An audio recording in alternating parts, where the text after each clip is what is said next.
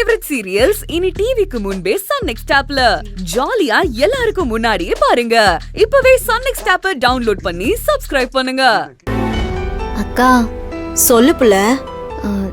நான் ஒரு விஷயம் சொல்லுவேன், நீ முடியாதுன்னு சொல்லாம செய்யணும். அது எப்படி விஷயம் என்னன்னே தெரியாம முடியாதுன்னு சொல்லுவாங்க? உன்னை கேட்டனா உன் திருவாயை மூடிக்கிட்டு கொஞ்சம் சும்மா இருச்சோம்பரியா. அவளை ஏண்டி வையிற? என்ன விஷயம் சொல்லு. இன்னைக்கு மாமா உனக்கு போன் பண்ணாரா? எப்பவும் அவர் வேலை கிளம்புற நேரத்துக்கு எனக்கு போன் பண்ணுவாரு. அதே மாதிரிதான் இன்னைக்கும் பண்ணாரு. அதுக்கு என்ன இப்போ? என்ன சொன்னாரு? என்னத்த சொன்னாரு? எப்பவும் உன் நினைப்பா இருக்கு, தனியாலாம் இந்த வீட்ல இருக்க முடியல, என்னைக்கு பிரச்சனையெல்லாம் சரியாகும், எப்போ சேர போறோம்னு தெரியலன்னு புலம்பிட்டு இருந்தாரு. மாமா புலம்புறத கேட்க உனக்கு கஷ்டமா இருந்துச்சுல? கஷ்டமா தான் இருந்துச்சு. அதுக்கு என்னத்த பண்ண? நீயும் மாமாவும் ஏன் ஒரு டூர் மாதிரி ஒரு 2-3 நாளைக்கு ஒன்னா எங்கேயாச்சும் போய் சந்தோஷமா சுத்தி பார்த்துட்டு வரக்கூடாது? இவளுக்கும் அன்பனுக்கும் மகேஷ் சார் போட்ட பிளான இவன் ஆசுக்கு கோகிலாக்காக திருப்பி போடுற மாதிரி தெரியுதே. என்னக்கா சொல்ற? நாங்க 2 பேர் மட்டும் சுத்தி பாக்க அதெல்லாம் நடக்கிற கதையா புள்ள? சும்மா எதையாவது அனுத்திக்கிட்டு இருக்காம ரூமுக்கு போ.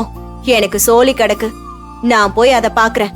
இருக்கா இருக்கா இருக்கா இருக்கா இங்க பாருக்கா, மகேஷ் சாரு முத்தண்ண ஜெயந்தி அக்காவெல்லாம் ஏற்காட்டுக்கு டூர் கூட்டிட்டு போறாரு. அவங்க கூட நீயும் மாமாவும் போனா உங்களுக்குள்ள பேசிக்க நிறைய விஷயம் இருக்கும்ல. மனசு விட்டு பேசிப்புட்டு கொஞ்சம் அந்யோன்யமா இருந்துட்டு வரலாம்ல. அவருக்கும் நீ கூட இல்லங்கிற கவலை கொஞ்சம் போகும். என்னக்கா சொல்ற? முத்துவுக்கும் ஜெயந்திக்கும் மட்டுமா மகேஷ் சார் டூர் ஏற்பாடு பண்ணிருக்காரு? ஆமா, அவங்களுக்கு தானே புதுசா கல்யாணம் ஆயிருக்கு. அவங்க கூட மகேஷ் சாரும் மித்ராவும் கூட துணைக்கு போறாங்க.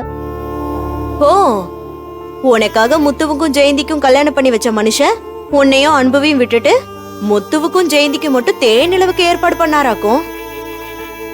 கரெக்ட்டா பாயிண்ட் புடிச்சு பாரு. இங்கதான் நீ நிக்கிற.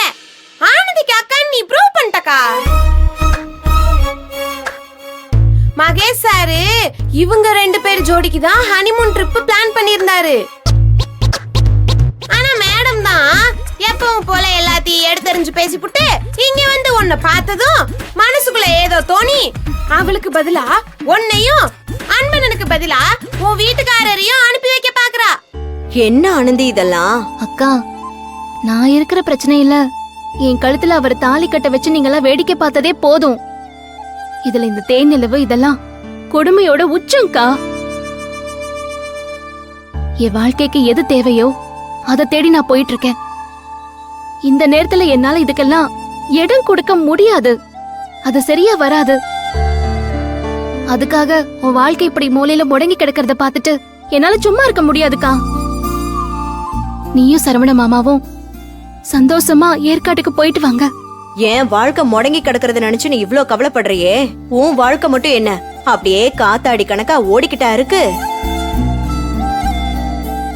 தாலி ஏறின கழுத்தோட நான் எதுக்கடி உன் கூட கிளம்பி வந்தேன்? உன் வாழ்க்கைக்கு ஒரு தீர்வு கிடைக்கணும். அது கிடைச்சாதான் நான் என் புருஷன் கூட சேர்ந்து வாழ்வேன்னு சபதம் போட்டுட்டு வந்திருக்கேன். உனக்கு சந்தோஷம் இல்லைன்னு நீ முடிவு பண்ணதுக்கு பிறகு நான் மட்டும் எதுக்கடி சந்தோஷமா இருக்கணும்? அவர் அங்கேயே இருக்கட்டும், நான் இங்கேயே இருந்துக்கிறேன். அக்கா, என்னால உன் வாழ்க்கை பாழான வரைக்கும் போதும்க்கா. சில சந்தோஷம்லாம் ஒரு வயசு போனா திரும்ப வராதுக்கா. என்னைய காரணம் காட்டி அதை நீ இழந்துராத. இந்த ஆனந்தி, நீ என்ன சொன்னாலும் சரி, நீ எங்க கூட வராம நான் எங்கேயும் போக மாட்டேன். ஆனந்தி, இதுக்காக தான் நான் ஆரம்பத்திலே உன்னை ட்ரிப்புக்கு ஒத்துக்கோன்னு சொன்னேன். நீதான் என் பேச்ச கேட்கல. இப்ப பாரு, முத்து ஜெயந்தி மாதிரி நீ வந்தாதான் நாங்களும் வருவோம்னு கோகிலாவும் சொல்லிட்டா. இப்ப என்ன பண்ண போற?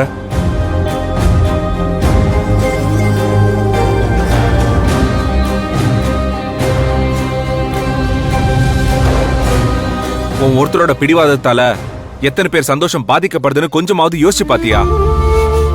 இவங்க எல்லாரும் நீ நல்லா இருக்கணும்னு எவ்வளவு விஷயம் பண்ணிருக்காங்க.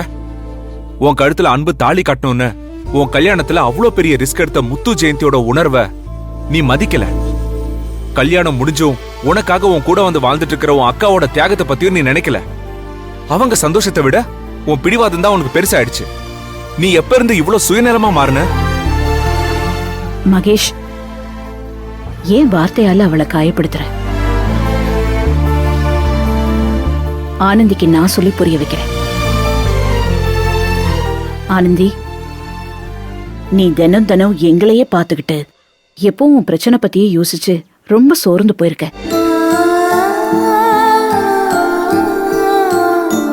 உன் பிரச்சனை தீரணும்னா உனக்கு ஒரு புது தெம்பு வேணும். அது உனக்கு இங்க இருந்து கிடைக்காது. கொஞ்சம் வெளியே போ. புது இடம், புது மனுஷங்க, புது சூழ்நிலை, இது எல்லாத்தையும் அனுபவிச்சுட்டு புது மனுஷியா தெளிவான ஆனந்தியா திரும்பி வா. உன் எல்லா பிரச்சனையுமே சரியாகும். அன்பு இங்க உனக்கு உறுதுணையா இருக்கிற மாதிரி அங்கேயும் உனக்கு உறுதுணையா இருப்பாரு. இந்த டூர் உன்னை பொறுத்த வரைக்கும் ஹனிமூன் இல்ல. இந்த மனசு அமைதியாக்க யாத்திரைக்கு போவாங்கல்ல, அந்த மாதிரி நீ நினைச்சுக்கோ. முத்து, ஜெயந்தி, கோகிலா, சரவணன் அவங்க கல்யாண வாழ்க்கையும் தொடரட்டும். நீ உன்னை புதுப்பிச்சுக்க இந்த பயணத்தை பயன்படுத்திக்கோ. ஆமா, இவ்வளவு ரகு பிரச்சனையில இருந்து டைவர்ட் பண்ணதான் இந்த ஹனிமூன் ட்ரிப்பையே பிளான் பண்ண. அவளை டைவர்ட் ஆக விடாம அங்க போய் இந்த பிரச்சனையை பத்தியே யோசிக்க சொல்றாங்களே இந்த வார்டன். வர கோவத்துக்கு டென்ஷன் ஆகாத மித்ரா. இவ எந்த ஊர்ல இருந்து வெளியூர் போனாதான் அந்த ரகு ஃபாரினுக்கு போக முடியும். அதனால அமைதியா இரு.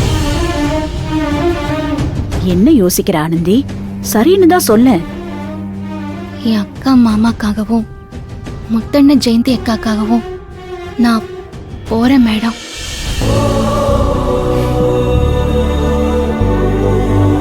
சூப்பரு. அப்போ ஓகே. இப்பவே நான் அன்பு, முத்து, ஜெயந்தி எல்லாருக்கும் இன்ஃபார்ம் பண்றேன். மித்ரா, இந்த டிராவல், ரூம் புக்கிங் எல்லாம் கன்ஃபார்ம் பண்ணிடு. நாளை காலையில கிளம்புறோம். ஓகே மகேஷ், நான் பாத்துக்கிறேன். மா, இந்த பிரச்சனை உங்ககிட்ட வந்தாதான் சால்வ் ஆகும்னு எனக்கு நல்லா தெரியும். அதனாலதான் உங்களை பார்க்க வந்தேன். ரொம்ப தேங்க்ஸ்மா. தேங்க்ஸ் எல்லாம் எதுக்கு சொல்லிக்கிட்டு. சரிம்மா, நான் கிளம்புறேன். ஆனந்தி, நாளைக்கு பார்க்கலாம். Kokila, get ready. பாய்மா.